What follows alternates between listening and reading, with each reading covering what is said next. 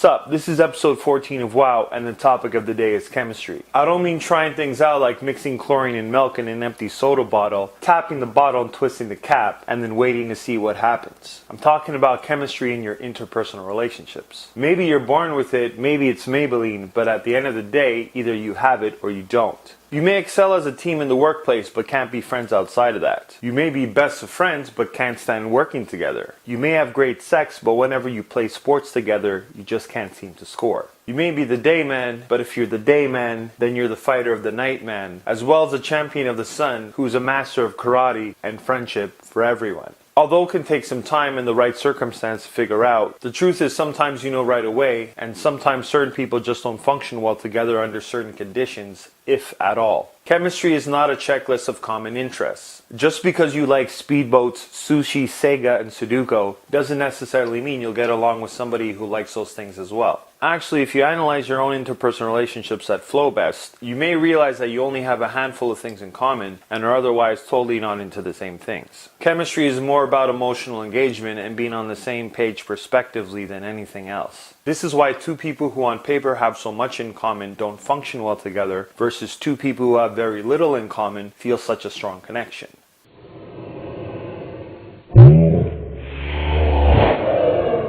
There's cases where you do have lots in common and lots of chemistry, but the point is not to waste your energy trying to put the square peg in the round hole once you figure out that there's no chemistry for the situation you're trying to create. As well, if there is chemistry, then you shouldn't try to fight the moonlight either, because que sera, sera.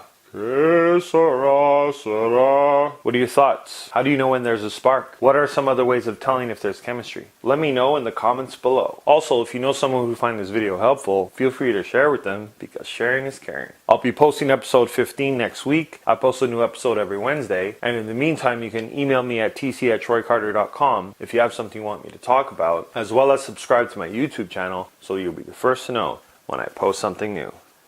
Peace.